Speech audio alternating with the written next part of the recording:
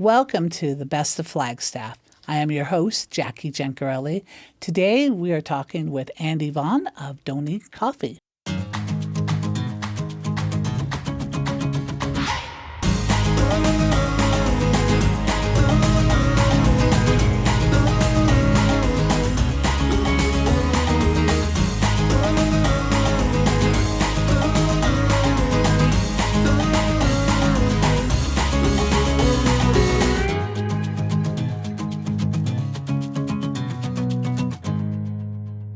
Thanks so much for joining us today, Andy. And Andy it is, correct? Yep, Andy Vaughan with Doni Coffee. Coffee. Now, is it Doni Coffee or Doni Park Coffee? Doni Coffee. Doni Coffee, okay. Well, I don't know that Doni Park has any other coffee roasters. So At least not yet, correct? Right, that's true. All right, so tell us a little bit about your business. Yeah, Doni Coffee, I'm based in just on the east side of Mount Elden. And I roast out of my barn, so that's fun. And you can order at donicoffee.com anytime. Okay. I do a roast-to-order model where you place the order, then I roast it for you and let you know when it's ready for pickup, or I deliver it to you. Why would you do that? So- Why would you do a roast order? Oh, to keep it fresh. Oh, yeah? Okay. Most brick-and-mortar stores will roast a big old batch of coffee, and then they'll have it available so you can pick it up whenever you need it. But I like the coffee to be very fresh. Okay, and what does that do to the acidity or to the coffee itself?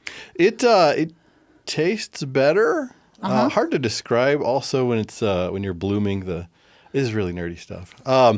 No, that's why we want to know. Yeah, when you're brewing the coffee or espresso methods, either way, when it's fresh, it blooms better. Normally, you'd want to let it rest a couple days, but sometimes I don't wait. And it just tastes better when it's fresh. You get the full flavor, which does tend to deteriorate over time. Yeah, okay. So freshness is important. Definitely. So walk us through, why start a coffee roastery? That story goes back to the 90s. Oh, okay. Yeah. Okay. Second wave coffee. I was towards the end of my college career. I got a job as a barista. And that's really where I started loving good coffee. And after college, I didn't have any money, but I still liked good coffee. So eventually I got into roasting my own. Okay. Because it's a lot cheaper and you can have a lot more control over the roast and the flavors and everything. So were you in a dorm room roasting your own, or? I started roasting my own when I had my own place. It does smoke a lot, so you don't want to do this indoors generally. Yeah. I moved up to a bread maker setup, which I still use. And then I just basically scaled up for the business. And I have a barbecue grill with a drum and a motor. So you have the heat, you have the airflow, and you have the beans moving. All right, about 9 minutes again. So say what are you doing again? Oh, just tracking how long it takes to reach the first track for each batch and each amount of coffee. So right now I'm doing a extra dark Brazil, 3 pounds worth. The grill was hot because you got to warm it up. And the ambient temperature is 64 degrees and it's lovely. And it took us 9 minutes to get the first crack. And it'll probably be another 2.5 to 3 to reach second crack, and I'll note that here. All right. And why are you wearing the mask? Oh, because of smoke. There's a lot of smoke involved, depending on how you roast it. But Okay. the end product is. And do really you just good. use, like, if you use like you're saying, the barbecue do you have to put like charcoal, or is it wood based? It's propane. Propane. Okay. Yeah. Okay. Yeah. And I've never used it for hamburgers or anything, so it's just dedicated for coffee. Okay. Although, like a steak flavored coffee, I don't know. That sounds pretty good. Maybe. I haven't been Yeah. brave enough to try it. So you're telling us about your story. So you started just in college, and you were a barista. Right. And then what was the next step? So for years and years, I'd roast for myself. And then around the COVID quarantine days, I decided to just leave my office job and start this side gig as coffee roasting, scaling it up and trying to offer this good quality coffee to other people. Yeah. So I did that. As my wife also got a job at the Literacy Center, nonprofit here in Flagstaff. And as her hours and demands have increased, like I've stuck with the side gig so I could help take care of all of our kids and driving and doing dishes and things like that. With the Very flexible cool. schedule of the coffee Kind of roasting. a coffee renaissance guy. I guess so. And you say it's in your barn. So Right. do you keep your stock in the barn as well? Oh, yeah. Yeah, Yeah, yeah. keep all the green beans and the bags and the boxes, all the equipment, and everything you need to have a coffee roastery. It's very, So walk us through that process, like when you're roasting. What's a day of a roast look like? first off, I drink coffee. That's always step one, just so I can actually do things. And then I figure out my roast schedule, the roasting queue, which is a very technically sound spreadsheet that I input by hand. And then I head out to the barn. Here's the coffee roastery. Used to have horses before we bought it. And we converted it into a workshop / coffee roastery. Right now I have some, what is it? Brazil roasting here in the grill. And I just fire up the grill, start pouring the beans into the buckets, and then the bucket of beans into the grill drum, and you roast that. Just to make sure the temperature setup is good, and if I want to change the roast profile, I can thermally alter or thermally regulate the roasting setup there. Okay. For a commercial coffee roaster, it's all automatically done for you. But here I have to lift the lid of the grill, for a few seconds, Right. then close it. It alters the temperature a little bit. It's very scientific. Right. It's very scientific. But then as it gets roasting, I'll fill up the next batch, and as I build up some time and have some spare minutes between roasts, I'll start the packaging, and it's all fairly straightforward once you know what you're doing. Do you sometimes find yourself getting a little mixed up and like, oh, that one went too far, so that's going to be Generally not. I've developed kind of a internal timer. Plus, I can also smell the coffee roasting. The part where I use my ears to listen and make sure it's cracking uniformly across the grill.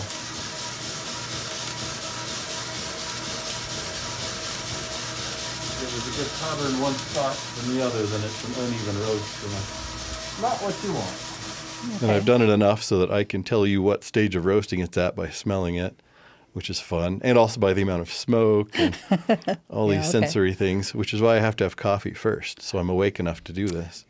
But I have messed up batches. If I mess it up bad, I just toss it onto the ground in our yard. Because. And can you compost? Oh, yeah. Yeah? Compost it or just toss it out onto the ground. We have it's a Doney Park, so there's a lot of room and a lot of dirt we could play with.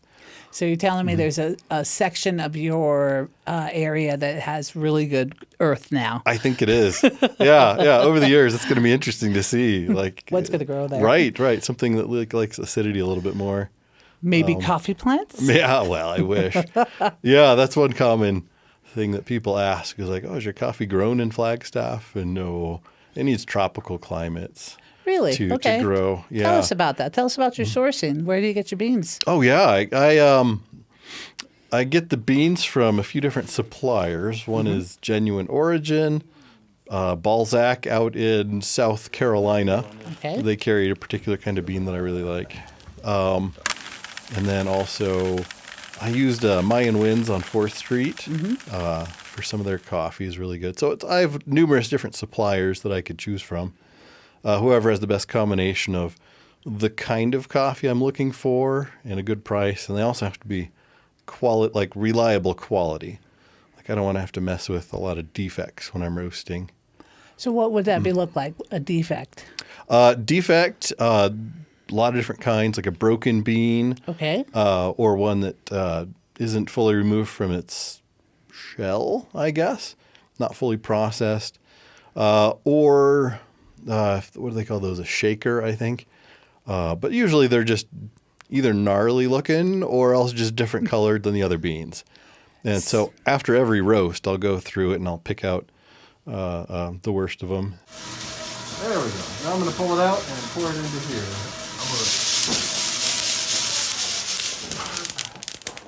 It's a fairly manual process.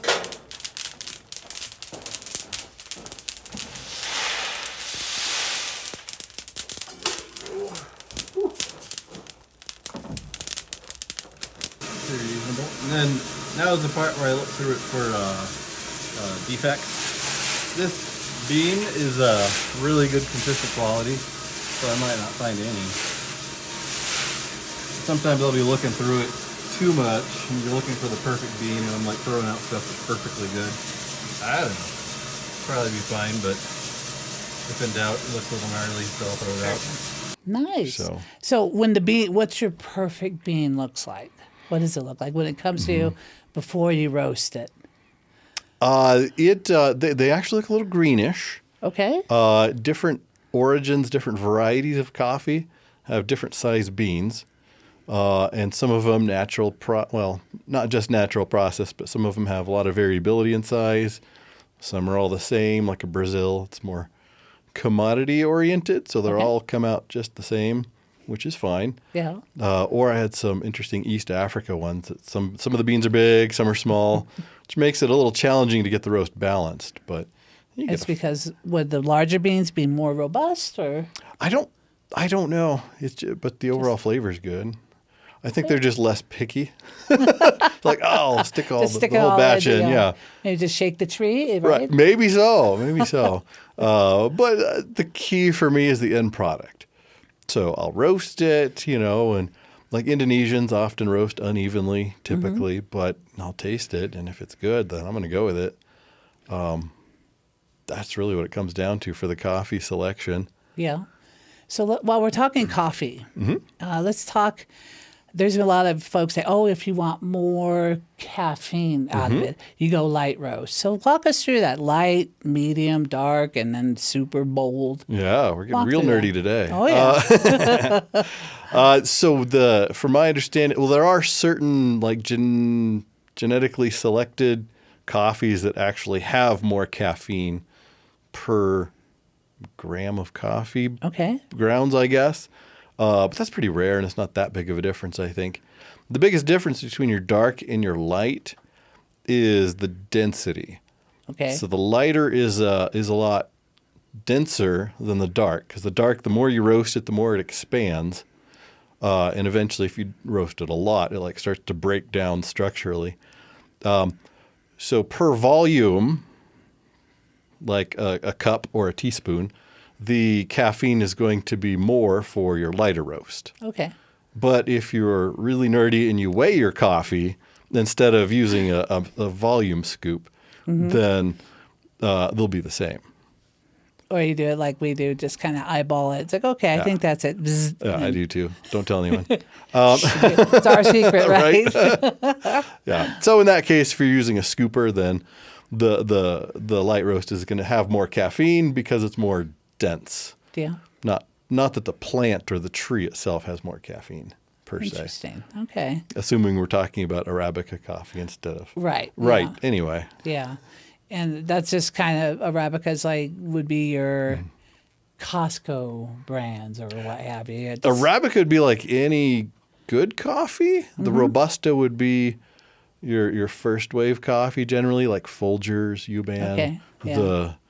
The stuff that you wouldn't pay a lot for is actually more caffeinated. Really? Than my the goodness. Arabica. Yeah. Yeah, that explains some things. My dad was an avid coffee drinker, and that was his Folgers. So we're talking, taste and what have you. And I know some of your offerings on your website. There's different flavors. How do you get those flavors? Like I know some of them they're like have a cinnamon overtone. There's some that have like a light coffee with chocolate and maybe a hint of floral. How do you get those? Yeah, those that comes from the suppliers. Okay. Whenever I'm shopping for green coffee, I'll either ask my contact or else look at the description they post, and they'll give you a pretty good flavor description and an SEA score generally. And then I'll say, hey, this one looks promising, this one looks good. And then they'll send me a sample. I'll roast it up and taste it. I'll be honest, that's one of the big perks of the job is I get to try lots of different coffees. Yeah. But for each roast, like the Friendly Neighbor, the Dark Sky, I have a particular kind of flavor profile in mind. And so I'll just find the type of coffee bean that does that well. Like probably my most popular coffee is the Friendly Neighbor, medium roast. And for that one, I need a coffee that's, I call unpretentious. Like it's not trying to be, fruit punch or lemonade, which is fine for a light roast. But for this one, it's something smooth with a good body, and it tastes like coffee. Right. Okay. Maybe like some nutty or milk chocolate nuance if you want to get into it, but just smooth, good coffee. So what is your latest tour guide? The latest one is from Tanzania. Oh, I really like the East African coffees. Before that, we had Colombian coffee. I think so, yeah. It was. And So Tanzania, so would that be the ones that are kind of a little mixed bag, different sizes? It has some of that. Okay. And this one actually does have a lot of defects I have to pick through. I don't know. But the flavor is so good, I'm willing to do that. And that Tanzania one comes in from where? East Africa. Oh, where does it come from? I think it ships into a Houston depot. Okay. And then it ships across the country. Yeah. I would assume by truck. But anyway, they drop it off at my door, so it's super convenient. Yeah, so it's East African. It's really good, complex flavor. It's got a little molasses and caramel up front, but that quickly fades to the more fancy, fruity flavors. And it's I think nice, I clean ordered cup. that one last time, Had that one? and I did like it. Yeah. It was like, It made me want to have like a cinnamon roll with it. Oh, right. Yeah, I was Right. like, ooh, this is really, Mom, I need something. Yeah, it's very fun. So how about your Christmas spice one? How did that come Yes, about? that was more experimentation, partly because I like coffee so much. And because in the fall for coffee in the coffee business, everything is pumpkin spice. Oh, right? right. And pumpkin spice is good, but it's been done. So I decided to do something a little different and go for more of a Christmassy holiday type flavor, more with cloves. And so I took the coffee bean, just a dark roast. I could do it with any of the coffees, but it fits really well with the Dark Sky. And I just tried different proportions of different spices until I found one that I really liked. I'll tell you, that one is my favorite over the past couple of years that we've been ordering from you, and I love that one. It takes me back to Christmas. Yeah, just that's the goal. And to make it, I actually get the spices themselves. I don't use a flavored syrup or anything. Really? Okay. So I take, and I have the proportions measured out, and I'll take a batch of the cinnamon and allspice and cloves and cocoa I do separate because that can get messy. But I'll toss them in a blender, Vitamix, and just grind them up a little bit so it makes into little bits. And I just toss it straight into the beans. While they're roasting or after? Oh, no, after the roasting. Okay. Yeah. Nice. Yeah, so it's like natural additions instead of syrups or artificial flavors. Nice. Also, I have the pinyon. I really like that one. Yeah, and that is an acquired taste. If you like nutty, obviously, then you'll probably like it. If you don't, then no.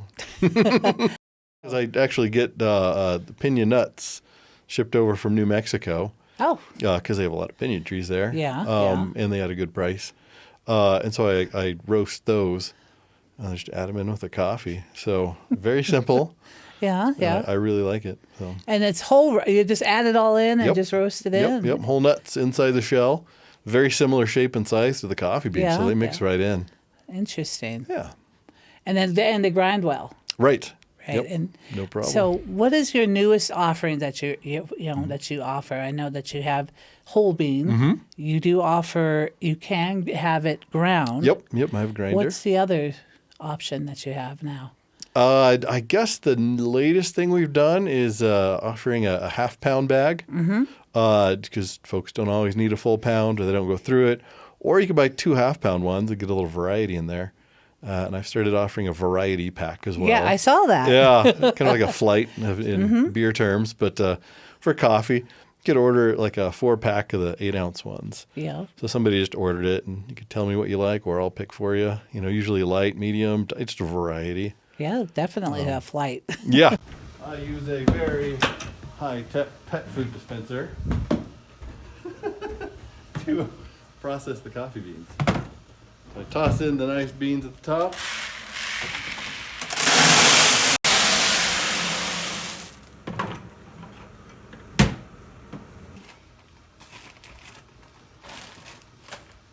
Put on some gloves.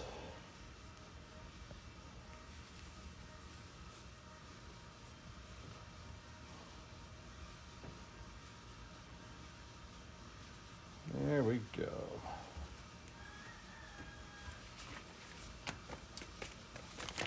So to make the process efficient, I put it directly onto a scale, so I know how much coffee is going into it. There we go. Okay. Well, I often will double check these on a manual scale because I don't trust digital things. Just package it up. And there we go. 1 pound decaf. Roasted this morning. And you do have K-cups, correct? Oh, right. Yes. I've started doing K-cups. We got a K-cup maker just for the people who staying in hotels or dorm rooms or have a Keurig machine in their office or at home. And it's most of the there's hard to find good K-cup coffee. You could find K-cup.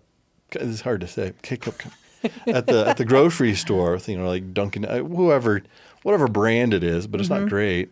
But if you take this specialty quality coffee and you put it in a K-cup, it's really good. I offer the a kit with a reusable, little kind of like a foil one, where you put in grounds every time and you wash it out.